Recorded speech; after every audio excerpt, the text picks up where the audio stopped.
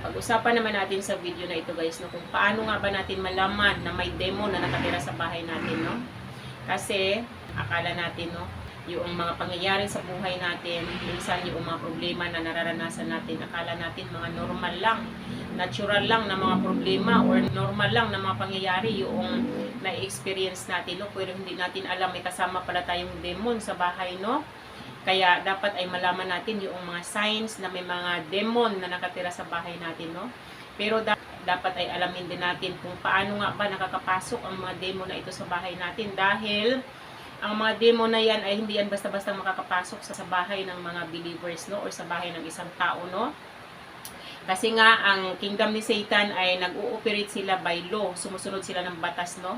So ngayon, kung ikaw hindi ka nag-open door para sa kanila, wala silang dahilan, wala silang magiging legal right or magiging legal ground para pumasok sa tahanan mo. Dahil nga, sila ay nag-ooperate by law. May sinusunod silang batas, no? Pero, kung ikaw nag-open door ka sa kanila, ay malaya silang makapasok sa bahay mo. Hindi na nila kailangan pagbuksan mo ng pintuan, makakapasok sila ng malaya sa bahay mo kung ikaw ay nag-open door sa kanila. Ano nga ba itong mga open door na pinag-uusapan natin dito? Katulad na lang ng kapag halimbawa under sin ka, meron ka pang mga kasalanan na hindi pa naikumpisal sa Diyos, ay isa yan sa open door. Or di kaya kung ikaw ay mayroon ka pang mga tao na hindi pinatawad sa buhay mo, yung mga tao na nakagawa ng kasalanan sa iyo, tapos hindi mo pa pinatawad, ay open door din yan. At saka halimbawa ikaw ay may pride ka, di ba? Mataas ang pride mo, mayabang ka, may bitterness ka, may inggit ka diyan sa loob-loob mo, or kung ano pa yung mga hinanakit mo diyan sa loob mo, sa puso mo, ay open door din yung mga yan. At halimbawa, ikaw ay nakapagpasok ng mga demonic object sa bahay mo nang hindi mo alam. Halimbawa na lang dyan yung mga occultic na objects na yan, yung ginagamit sa occult practices. Katulad na lang ng mga Ouija board na yan, astrology chart, mga dream catcher, or kung ano-anong mga occultic objects yung pinapasok mo. Diba? Isa din yan sa open door kung bakit na malaya na nakakapasok yung demon sa bahay nyo. At saka halimbawa, nakapagpasok ka ng curse object, yung mga object na kinurse ng witches na ito. Dahil nga yung object na yan, kapag kinurse nila yan, may inassign sila na demon dyan, may naka-attach na demon dyan sa object na yan. Kapag kinurse ng witches yan, ay isa din yan sa open doors kung bakit nakapasok ang demon sa bahay ninyo, no? So, dapat alam natin, para alam natin kung paano natin isara ang mga pintuan na binuksan natin para sa demon na to, para mawala sila or para maglaho sila sa bahay natin, no? So, alamin natin dito kung ano-ano nga ba ang mga signs na may demon na nakatira sa bahay ninyo, no? Number 1 na talaga dyan. Kapag halimbawa, palagi kayong nag-aaway sa loob ng bahay, halimbawa, ang mag-asawa, madalas mag-away, ang mga anak madalas mag-away, ang mga anak sumasagot-sagot sa magulang, na dati naman hindi ganon, ay isa yan sa sign na may demon na nakatira sa inyo. Kasi halimbawa ikaw, under attack ka ng witches, no? Tapos ang witches na ito ay mag-assign sa bahay ninyo ng spirit of division. Ay itong demon na naka-assign dyan sa bahay ninyo, itong spirit of division, siya ang gagawa ng mga hakbang ng paraan para paghihiwalayin kayo na mag-anak, kayo na pamilya, maghihiwalay kayo dahil ang demon na ito tatrabahuin kayo para kayo ay maghiwalay. Nandiyan na yung mawalan kayo ng tiwala sa isa't isa, mawala na yung feeling sa isa't isa, tapos kunting bagay lang ay pag-aawayan, yung lahat ng mga usapan ninyo na uuwi sa away, na uuwi sa gulo. Kapag may demon of division na naka-assign sa mga bahay ninyo, no? Kaya dapat tayo maging aware tayo dito. Huwag nating hayaan na dahil sa demon na ito magkawatak-watak yung pamilya natin. Dapat ay ingatan natin yung binuo nating pamilya. Hindi demon ang makakapaghiwalay sa atin, no? Kasi nakasaad ngayon sa Bible, kung ano man yung pinagbuklod ng Diyos ay hindi pwedeng paghiwalay ng tao. Yung mga witches na ito, kapag nainggit sa iyo, gusto ay mawalan ka ng pamilya, ay gusto nila ay paghiwalayin kayo ng mag-asawa, magkawatak-watak yung pamilya ninyo. Dapat ay panghawakan natin yung salita ng Diyos na kung ano man yung pinagsama ng Diyos, pinagbuklod ng Diyos ay hindi pwedeng paghiwalayin ng tao, di ba? Nakasaad yan sa scripture, no? Kaya dapat maging aware tayo dito para alam natin kung ano ang gagawin nating hakbang, no? So, pangalawa naman na sign na may demon na nakatira sa bahay ninyo, kayo na magpamilya, ay palagi kayong nagkakasakit. Yung sakit na tuloy-tuloy na walang kagalingan, no? Halimbawa, nagkasakit yung anak ninyo. Tapos nagkasakit din yung magulang, 'di ba? Yung mga ganong tipo ng na palagi na lang may sakit sa inyo. Tapos kapag magpa-doktor kayo ay hindi yan marirecognize ng doktor, hindi alam ng doktor yan, wala kang magiging findings kasi nga ang sakit mo ay hindi naman normal, kung hindi yan ay demonic attack sa iyo ng mga demons, 'di ba? Kaya dapat malaman natin dahil mag-aaksaya lang tayo ng pera sa pagpapa-check up pero walang makikitang sakit yung doktor sa iyo, no? Ibig sabihin, kapag ganon, nagkakasakit ka pero kapag nagpa-check up ka ay hindi makita ng doktor yung sakit mo. Under attack ng demon yung health mo. Kaya dapat ma-recognize natin yan kaagad, no? Kasi kapag ang mga witches na ito may galit sa iyo or under attack ka ng witches na ito, mag-assign sila ng demon of infirmity. Yung demon of infirmity i-assign nila sa bahay mo. Yun ang magkukos ng health problem sa inyo. Yung demon na naka-assign sa bahay ninyo, siya ang magtatrabaho sa health ninyo para kayo ay magkasakit ng magkasakit, no? Kapag ganon, na may demon of infirmity na nakatira sa bahay ninyo, madalas ninyong mai-experience laging masakit ang ulo ninyo, no? Para kayong may migraine palagi. Kasi ako na-experience ko yan, no? Sa mga tinitirhan kong bahay, no? Na malaman mo talaga na may demon na nakatira, laging masakit ang ulo mo. Palagi kang pagod, parang hapong-hapo ka palagi, no? Ang bigat ng katawan mo kapag may demon na nakatira sa bahay mo. Yung mga anak mo laging nagkakasakit. Kapag ganito yung mga nararamdaman natin, ay dapat ay ma-recognize natin na may demon tayong kasama sa bahay, no? Para alam natin kung ano ang aksyon na gagawin natin, no? Tapos, number 3 naman, na sign na may demon na nakatira sa bahay ninyo. Kapag may mga strange sounds at manifestation kayong naririnig sa bahay ninyo, lalo na kapag gabi. Kasi ang mga demon na ito, active sila sa gabi, no? Pag gabi, nagkukos sila ng mga sounds na mga hindi ka nais-nais, no? Kaya nga yung iba, akala nila minumulto sila kasi nakakarinig sila na parang may nagbukas ng pintuan, parang nagbukas yung pintuan ng pusa niya. Tapos makakarinig kayo ng mga yabag ng paa. Tapos makakarinig kayo na may mga nalalaglag na mga bagay sa bahay ninyo. Tapos makikita ninyo na yung mga bagay sa bahay ninyo ay gumagalaw mag-isa.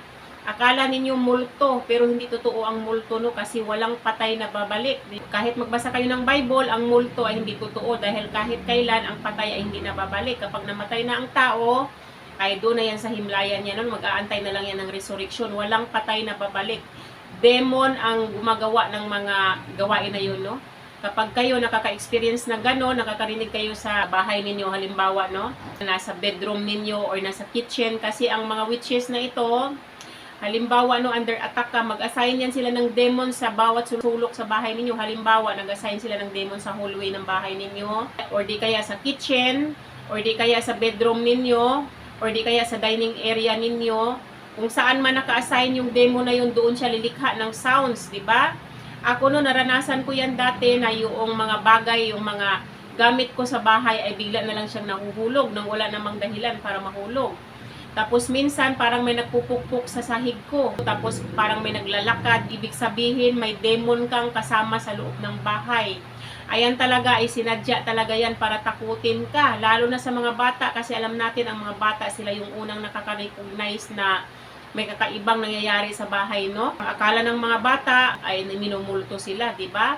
Kaya dapat ay alam natin itong mga ganitong strategy ng mga witches na ito para takutin tayo, no? Pang-apat naman na sign na may demon na nakatira sa bahay ninyo ay kapag nadidrain yung pera ninyo nang hindi ninyo maipaliwanag kung bakit. Halimbawa, no? Kayo may ipon na. Kapag may demon na nakatira sa inyo, yung demon na inassign ng witches para i-drain ang finances ninyo, yung demon of poverty na inassign ng witches sa inyo, itong demon na ito ang gagawa ng hakbang para hindi ka makaipon. Lahat ng mga naipon mo ay mapupunta sa wala. Halimbawa, may pera ka na, bigla ka na lang may mga emergency na kailangan mong pagkagastusan. Halimbawa, may sasakyan ka, bigla na lang masira, ipapaayos mo ngayon. So, yung naipon mo na pera, mapupunta doon sa pagpapaayos ng sasakyan mo.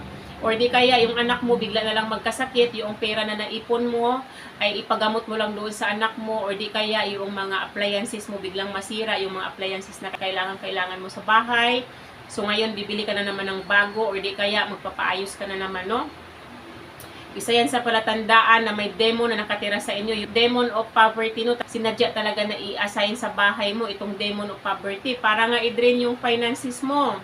Para hindi ka makaipon, walang mangyari sa iyo, lahat ng mga kinikita mo mapunta sa wala kasi palagi kang may pinagkagastusan, no? Kaya dapat maging maingat tayo dito. Dapat malaman natin kaagad ito na may demon na tumatrabaho sa atin para alam natin kung ano ang aksyon na gagawin natin, no? Tulad ng nakasaad sa Bible, di ba? Anong sabi sa Ephesians chapter 4 verse 27? Do not give opportunity to the devil, di ba? Dapat huwag nating bigyan ng opportunity yung devil para i-drain yung finances natin, no? Huwag nating bigyan ng opportunity yung devil na ito na makapasok sa bahay o sa buhay natin, no? Pang-apat naman na sign, kapag ang mga anak ninyo ay madalas nga makaka-experience ng bangungot, nightmares. Hindi lang yung mga anak ninyo, kayo mismo, madalas kayong maka-experience ng nightmares. Kasi, halimbawa may demon na naka-assign sa bedroom ninyo. Itong demo na ito, tatrabahuin kayo sa gabi, no? Kaya, laging nakaka-experience yung tao ng bangungot. Parang hapong-hapo kapag kagising mo kasi nga tinatrabaho ka ng demons habang ikaw ay natutulog. Huwag natin baliwalain ito kapag ang mga anak ninyo laging nakaka-experience ng bangungot or laging nananaginip ng masasamang panaginip tulad ng sinabi ko na nanaginip sila na may monster na hinahabol sila. Isa ito sa sign na may demon na nakatira sa inyo, no? So, ano nga ba ang dapat nating gawin? Halimbawa, na-experience natin itong mga sign na binanggit ko. Ano nga ba ang dapat nating gawin para mawala ang presensya ng demon na ito sa bahay natin, no? Para umalis sila ng tuluyan, no? I-identify natin kung ano nga ba yung mga open door na binuksan natin, kung bakit nakapasok ang demon sa bahay natin, no? Para kapag na-identify na natin, isara natin kaagad. Halimbawa, nalaman ninyo na ang open door pala na binuksan ninyo sa demo na ito, kaya sila nakapasok sa bahay ninyo ay nag-engage pala kayo dito sa lust. Halimbawa, ay nagmamasturbate kayo o nanonood kayo ng mga movies na nag-glorify sa demon, ay dapat isara nyo kaagad yung door na yan kasi yan ang naging dahilan kung bakit nakatira ang demon sa bahay ninyo. Or halimbawa, dyan sa puso mo, may nararamdaman kang inggit sa kapwa mo, may pagnanasa ka sa kapwa mo, or may hinanakit ka sa kapwa mo, may bitterness ka, may inggit ka, may jealousy ka dyan, may insecurities ka dyan sa puso mo, tapos ma-pride ka. Lahat yan, open doors yan, para ang demon ay malaya na tumira sa bahay mo. Kaya kung alam mo na, na-identify mo na kung ano yung mga open door na inopen mo sa kaaway o sa demon para makapasok sila sa bahay mo, isara mo kaagad yan, di ba?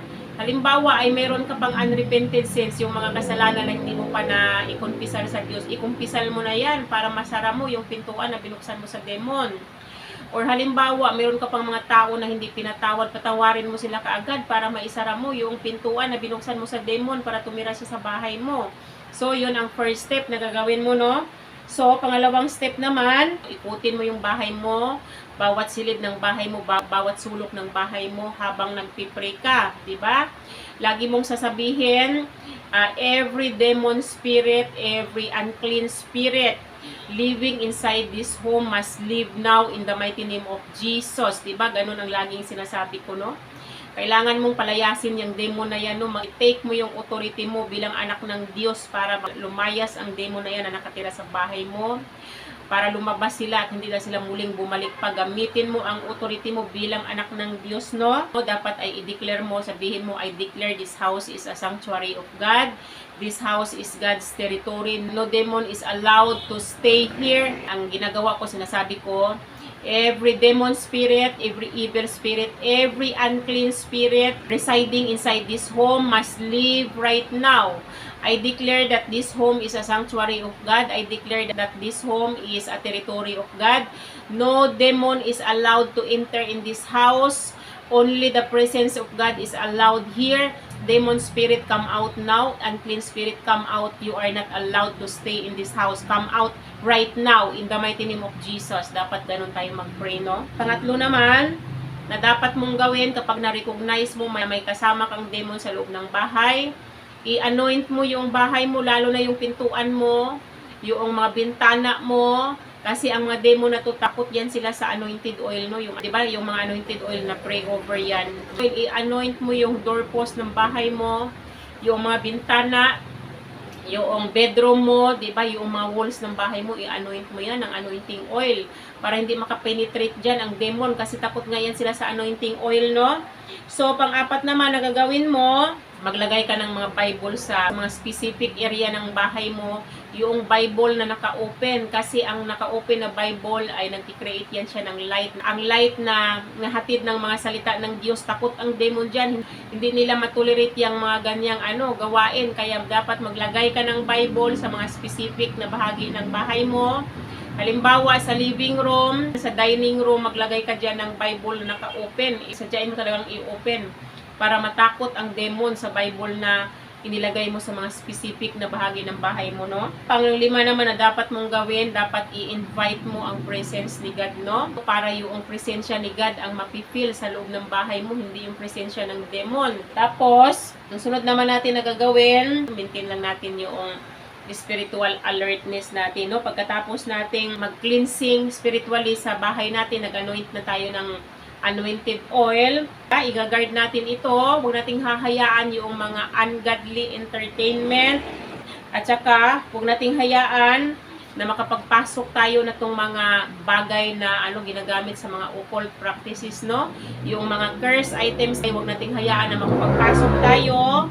Tapos, dapat ay panatilihin nating maging holy ang tahanan natin sa pamamagitan ng pagpipray natin araw-araw, pagkagising natin bago tayo mag-umpisa sa mga gawain natin, ay umpisahan natin yung prayer natin. Tapos magbabasa tayo ng Bible, no? Magbabasa tayo ng mga salita ng Diyos, mag-worship tayo, magpi-play tayo ng mga worship music para layuan ng demon yung bahay natin, di ba? Para kasi hindi nila kayang itolerate yung mga ganyang gawain na pang Diyos, no? Kaya kapag ganito ang nakasanayan nating gawin, ay talagang yung demon na yan ay mapipilitan na umalis sa bahay natin dahil hindi niya kayang itolerate yung mga ganyang gawain, no? Yan ang panatilihin natin sa loob ng bahay natin, no? Yun ang dapat ninyong gawin, guys, no? So, bago ko tapusin ang video na ito, mag-pray muna tayo, no? Ama namin sa langit, sa pangalan ni Jesus, lumalapit ako sa iyo upang humingi ng tulong. Nararamdaman ko na may demonyong naninirahan sa aking tahanan. Ngayon, Ama, nagsisisi ako sa bawat pintuan na aking binuksan para sa kaaway. Bawat kasalanan, bawat bagay na hindi sa Diyos na naipasok ko sa aking tahanan, bawat paglabag sa iyong kautusan, pinagsisihan ko na ang lahat ng ito at humihingi ako ng iyong kapatawaran ngayon. Na-recognize ko po na ito ang nagbibigay daan sa demonyo upang makapasok sa aking tahanan. Kaya mula sa araw na ito, isinasara ko ang pintuan na ito sa pangalan ni Jesus at hindi ko na muling bubuksan pa. Ngayon ay spiritual kong nilalakad ang bawat silid ng aking bahay at inuutusan ko ang bawat demonyo na nakatira dito na umalis ngayon din sa pangalan ni Jesus. Tinatakpan ko ang bawat silid, bawat pinto, bawat bintana, bawat dingding ng aking bahay ng dugo ni Jesus. Inaanyayahan ko ang presensya ng Diyos na punuin ang aking tahanan. Hayaan mo na manahan dito ang iyong kaluwalhatian. Hayaan mo maghari rito ang iyong kapayapaan. Hayaan mong pumalibot sa bahay na ito ang iyong proteksyon mula sa araw na ito. Ipinapahayag ko ng aking bahay ay pag-aari ng Diyos. Walang demonyo ang mabubuhay muli rito sa pangalan ni Jesus. Amen. So, yun lang naman yung aking mai-share sa inyo sa araw na to, guys. Sana may natutunan kayo sa akin. Hanggang dito na lang yung aking video. Bye-bye and God bless you all. Bye-bye everyone.